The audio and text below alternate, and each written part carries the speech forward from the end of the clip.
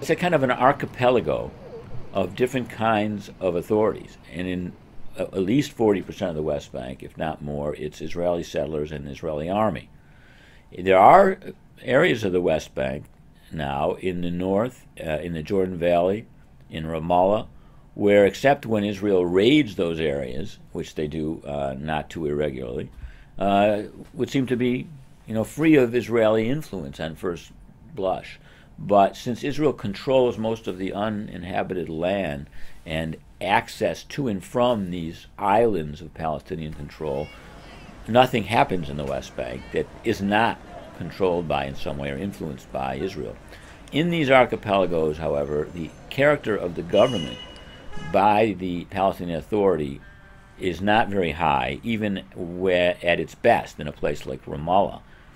In other areas, either because of corruption, because of lack of funds, because of taxes that aren't collected on a bad economy, or because of pressures from Israel, or because of the partisanship of different rival groups, not just Hamas and Fatah, but other groups, the kind of government or administration that Palestinians have been coping with in these areas is extremely unsatisfactory, whether you're talking about economic development or law and order or the courts or anything else. And of course in Gaza it's a Hamas regime, but that regime is riddled with tribal and clan gangs out to protect their own members and to advance themselves formally as if they were political or Islamic organizations.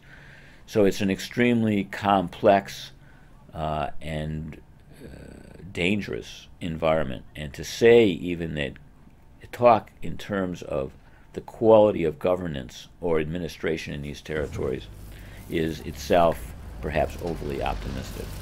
The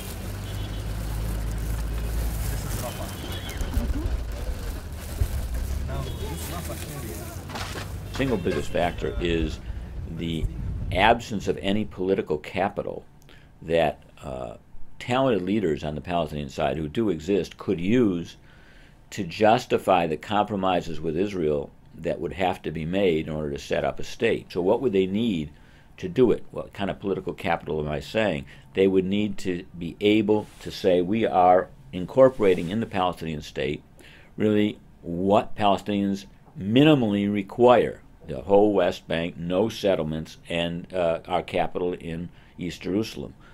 Something like that, with the release of prisoners and the return in some way of at least symbolic opportunities for refugee return and recognition by Israel of the damage that was done to the refugees in 1948.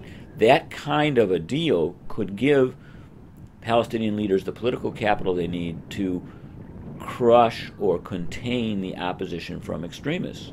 Without that, they cannot. And that has been the root cause of the failure of Palestinians to be able to take advantage of an opening that they might have had. The other issue that's connected to that is that the leadership that could have carried this off in the face of Islamist opposition, represented most conveniently by Marwan Barghouti, is in jail or delegitimized by Israel. Delegitimized, really, in jail, killed, exiled. And until that leadership that could win an election against the corrupt leaders that now run the country, or the Islamist extremists, are allowed to leave jail and enter politics, I doubt that there will be much progress on the Palestinian side. That's another sort of political capital, getting the release of political prisoners.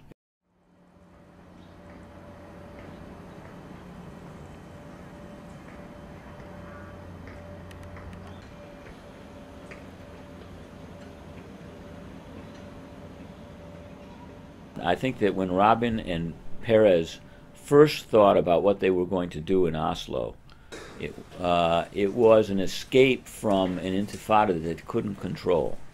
and an escape from an attempt to use a local leadership that was not the PLO to co-opt or manipulate or subdue the Palestinian oppositionism.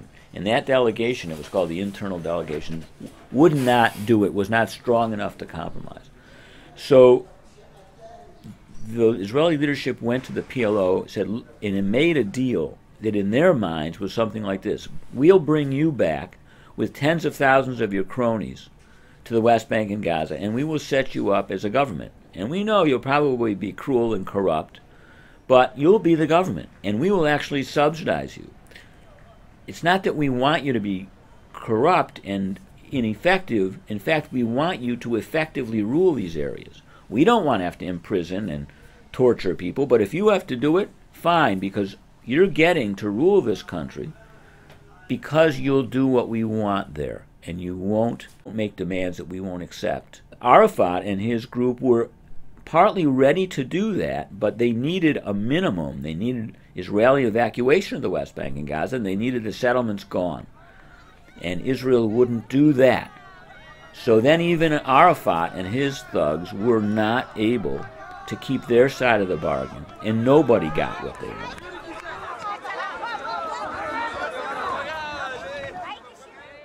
You have to have a special permit by the military in order to, if you're Israeli, let's say, take a tour of Hebron. And right now there's a big controversy because the left wing is bringing Jews to Hebron to see what the settlers and the army are doing to the Arabs. And the army makes it very difficult for them to come there. They are attacked by the settlers. The army is accused of not protecting the Peace Now demonstrators. I have personally been in cars that have been stopped at the checkpoints. Because I'm not an Israeli, I was able to enter the West Bank. Those who had Israeli identity cards and were not settlers were not able to go. So the separation of the West Bank and Gaza, which ultimately the Palestinians wanted, operationalized with this barrier, also undermines the efforts of peace-oriented Israelis to establish contacts and maintain alliances with like-minded Palestinians.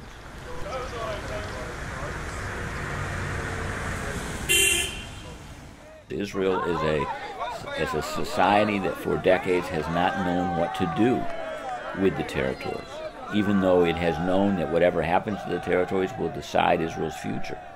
That means that when policies are implemented and you observe them, you should not imagine that they are the complex and subtle strategies of a coherent elite, as opposed to the reflection that one or two groups within an arena filled with constant political competition are now in control of those policies, or have created policies that have as the intended or unintended effect other things that may contradict the interests of other parts of the elite.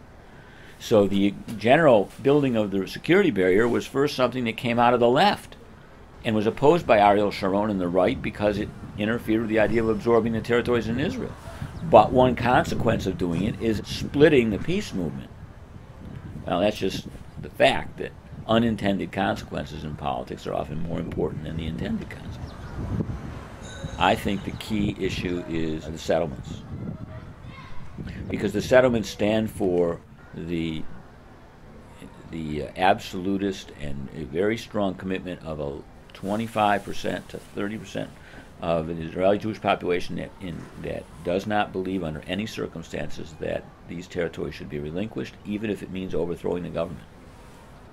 Now, maybe not that proportion of Israeli Jews would actually take part in a revolution, but they would be sympathetic with coups or illegal actions, civil disobedience, armed struggle, anything to prevent it.